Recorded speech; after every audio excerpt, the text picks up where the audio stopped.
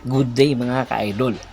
Ayon nga sa isang report, meron daw nagaganap na negotiation ngayon ang tropang Giga, Northport, Batangpier at ang Barangay Ginebra, San Miguel. Involving nga dito si Mikey Williams. Sa nakaraan o sa kasalukuyang Philippine Cup nga ay hindi maganda ang naging performance ng kupunan ni Mikey Williams na tropang Giga.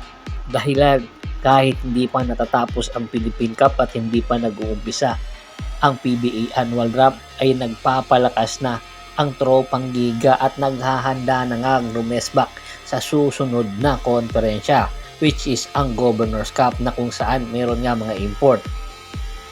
May nakabinbin nga ngayong trade transaction ang tropang Giga, which is ito nga yung kukunin nila si Rey ng Batak. Hindi pinapayagan ng PBA Commissioner's Office ang nasabing negotiation dahil nga kulang or hindi patas ang trade proposal na ibinigay ng tropang Giga papunta sa Blackwater Bossing. Ubus na kasi ang mga trade asset ng tropang Giga, kaya naman naghahanap ngayon si Coach Chat Reyes ng mga posibleng option na pwede nilang pakawalan para makakuha ng mga quality players. At ito nga ay si Mikey Williams. Ayon sa report, kinakausap na nga muli si Mikey Williams ng tropang Giga at pagbibigyan na daw ang kanyang hiling, which is ito ngayong sahod niya na more than 2.5 million kada buwan at hindi ito magtatagal sa tropang Giga. Kumbaga papipirmahin lang ito ng tropang Giga at ililipat na ito sa SMC team. Pero ang dadaanan ni Mikey Williams ay ang Northport Batangpier. Kumbaga, ang Northport Batangpier ang magiging conduit team ng Barangay Ginebra at ng tropang Giga. Marami daw mga involved dito na players para matuloy ang nasabing negotiation na nagaganap ngayon. Hindi na kasi masaya si Mikey Williams sa tropang Giga. Kaya naman ang option ngayon ng tropang Giga ay kunin itong Northport guard na si Joshua Monson. Si Joshua Monson at Mikey Williams ay magkapareha sila ng draft class. Number 1 pick si Joshua Monson, samantalang si Mikey Williams number 3 pick. Pero si Mikey Williams ay meron lang nakuhang kampyonato at mas maganda ang nagiging performance ni Mikey Williams kung umpara mo naman kay Joshua Monson. Sa Northport Batangpier ay umangat ang performance ni Joshua Monson pero hindi ito consistent, kaya naman tinitingnan ngayon ng Northport ang case-to-case basis kung maghahanap sila ng posibleng ipalit kay Joshua Monson. At ayon nga sa isang report ay interesado ang tropang Giga dahil itong si Joshua Monson pwede itong maging defender at guard. At sa taas neto ay malaki ang maitutulong neto sa tropang Giga, lalong-lalo na nagkakaedad na nga si Jason Castro. Naghahanap ang tropang Giga ng magiging floor general ng tropang Giga dahil pwede nilang pagsamahin si Joshua Monson at Rey ng Batak at meron pang kasamang Uptana.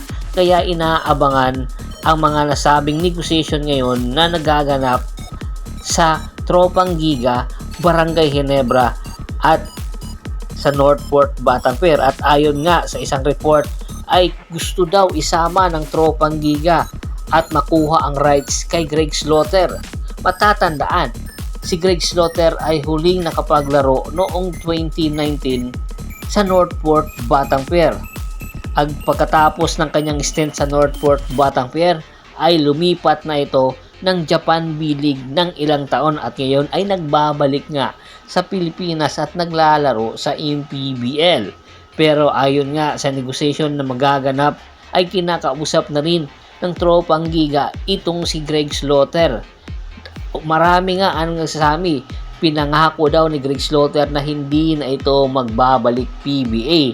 Ayon nga sa isang report, pinangako nga ito ni Greg Slaughter pero hindi ito magbabalik para sa SMC team, particularly sa Barangay Ginebra, sa San Miguel at Magnolia. Pero kung ang tropang Giga ang kukuha dito, ay malaki ang posibilidad na maglalaro ito sa tropang Giga. Kaya naman ito, hini-negotiate ngayon ng tropang Giga na isama sa package si Greg Slaughter at Joshua Monson para kay Mikey Williams. Malaking tulong nga itong si Greg Slaughter kung matutuloy ang negotiation na nagaganap dahil ang tropang Giga kulang na kulang ngayon ng legitimate big man at po pwedeng maging defender ni Greg ng tropang Giga kay Junmar Fajardo. Kaya naman, ang tanong na lang ng mga fans ngayon, sino naman na player ang matatanggap ng Northport Batangpier? Dahil ang nangyayari, ang Northport Batangpier nagpapakawala ng player pero ang napupunta na player ay napupunta sa Barangay Ginebra San Miguel. So luging-lugi ang Northport Batangpier. Kaya aabangan natin ang mga negotiation pang nagaganap kung sino-sino pa ang posibleng player na pwedeng isama sa nasabing trade blockbuster na ito. Bago pa man natin tapusin ang ating kwentuhan, shoutout muna tayo sa ating mga followers na laging sumusuporta sa atin.